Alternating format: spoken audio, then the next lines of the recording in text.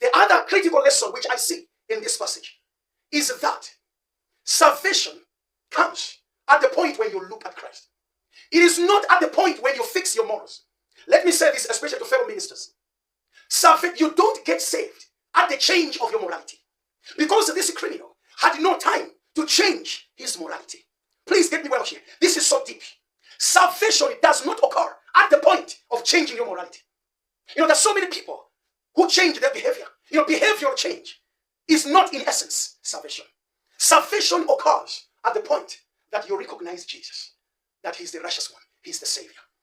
There are so many people that I know, they change their behaviors for whatsoever reasons. That's why I keep saying, please, because for many years, we have preached morality as the means to salvation. No, you don't get saved because you have fixed your character or you have fixed your behavior.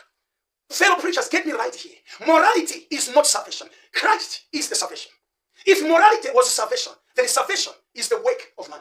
Because all I would need to do is to stop boozing, is to stop womanizing, is to stop violence and become a good person. Then I gain my salvation. But that's not how salvation works. Salvation is the work of God, is the grace of God, it is the activity of God. We only respond to it through faith. So, we have done enough of preaching morality. Let's begin to preach Christ. Because people will be saved upon seeing the crucified Christ, not upon changing their behavior. For many years we have preached, stop this, stop that. Yes, I know that after being saved, the fruit of righteousness will naturally come. So there is a difference. Salvation does not come at the point of change of morality. It comes at the point when you look at Christ. There are so many people who have changed their behavior. Actually, my late dad used to be a smoker. But one day, he bent his mattress whilst he was asleep.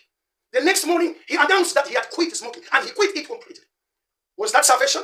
No. That was only behavioral change. So it's high time we began to preach Christ. When people look at Christ, and they recognize that he's the Savior, and they fall in love with him, that's when salvation will occur.